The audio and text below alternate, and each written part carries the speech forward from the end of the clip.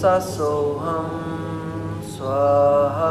நிகழும் ஸ்ரீ மங்களகரமான குரோதி ஆண்டு ஆகஸ்ட் மாதம் 17ஆம் தேதி சனிக்கிழமை அன்று பூராடம் நட்சத்திரத்தில் திரையோதசி திதியில் பிரீத்தி நாமயோகத்தில் கௌளவம் கர்ணத்தில் சித்த யோகத்தில் சனி மகா பிரதோஷம் கூடிய நன்னாளில் இந்த மகத்தான ஆவணி மாதம் பிறக்கிறது. ஆவணி மாத கிரக நிலைகளை பார்க்கும் போது ரிஷப ராசியில் குரு பகவானும் செவ்வாய் பகவானும், கடக ராசியில் புதன் பகவானும், சிம்ம ராசியில் சூரிய பகவானும் சுக்கிர பகவானும் உள்ளனர். கன்னி ராசியில் கேது பகவானின் சஞ்சாரம் உள்ளது.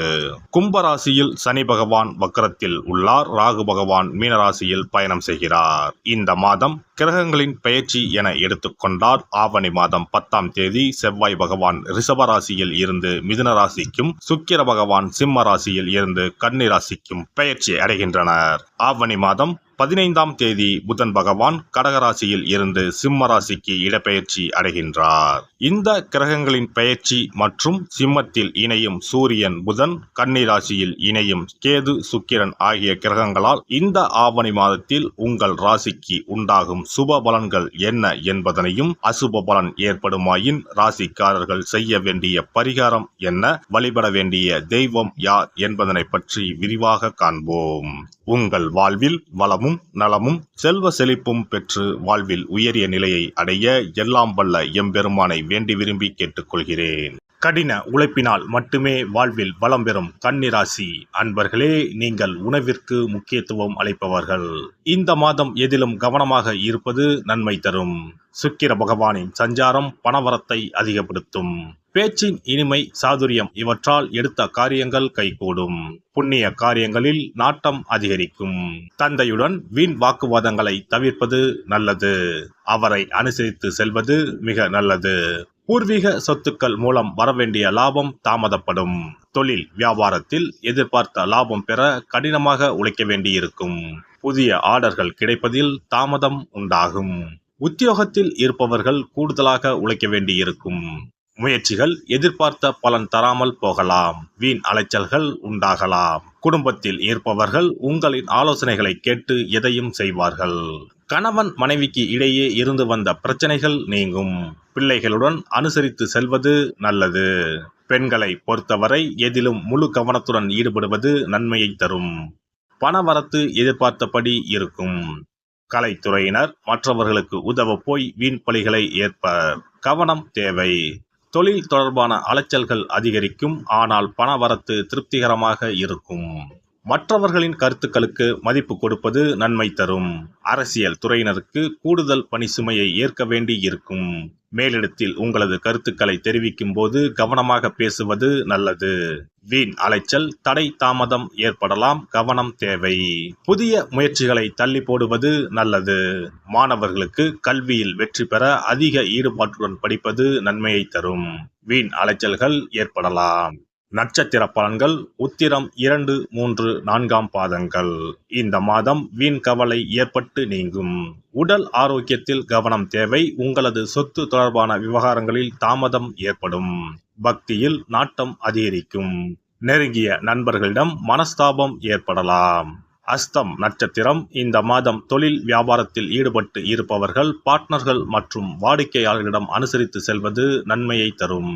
உத்தியோகத்தில் இருப்பவர்கள் வேலைப்பளு ஏற்பட்டாலும் எப்படியாவது செய்து முடித்து விடுவீர்கள்.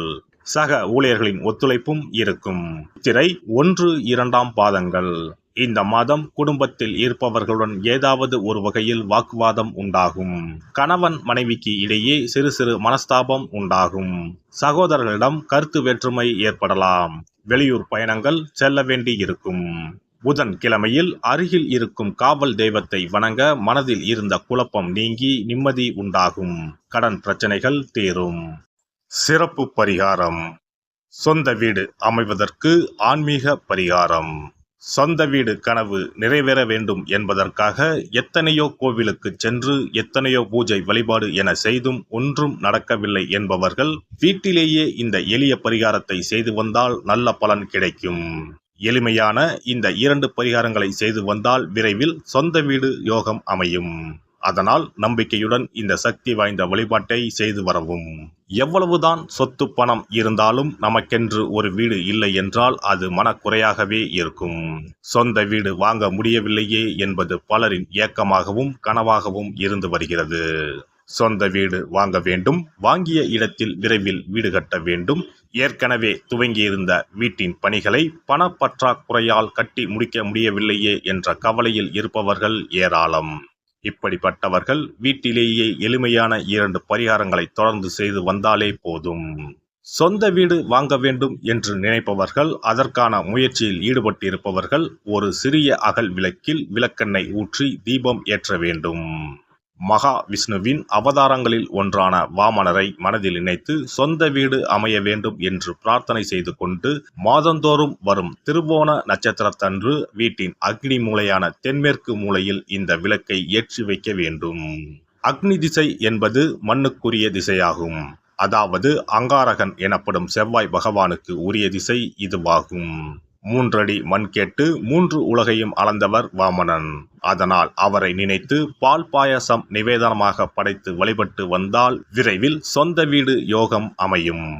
மற்றொரு பரிகாரமாக வீட்டில் பயன்படுத்தும் காமாட்சி விளக்கு அல்லது கஜலட்சுமி விளக்கு அல்லது வழக்கமாக பயன்படுத்தும் ஏதாவது ஒரு விளக்கை எடுத்துக்கொள்ளுங்கள். விளக்கை சுத்தம் செய்து மஞ்சள் குங்குமம் வைத்து வாசனை மிகுந்த வெள்ளை நிற பூக்கள் சாற்றுங்கள். பிறகு 5 ரூபாய் நாணயத்தை விளக்கிற்குள் போட்டு நெய் அல்லது எண்ணெய் ஊற்றுங்கள். ஒரு சிறிய தட்டின் மத்தியில் மஞ்சள் குங்கும பொட்டு வைத்து அதன் மீது 5 ரூபாய் நாணயத்தை வைத்து நாம் ஏற்கனவே தயார் செய்த விளக்கை இதில் வைத்து விளக்கினை ஏற்ற வேண்டும். தினமும் காலையில் 6 மணி முதல் 7 மணிக்குள் இந்த விளக்கை ஏற்றி வந்தால் விரைவில் வீடு கட்டுவீர்கள். 5 ரூபாய் நாணயம் என்பது குபேரனுக்கு உரியதாகும். இதை விளக்கில் போட்டு ஏற்றுவதால் வீடு கட்டுவதற்கான அல்லது வீடு வாங்குவதற்கான பணம் ஏதாவது ஒரு வழியில் உங்களுக்கு கிடைக்கும்.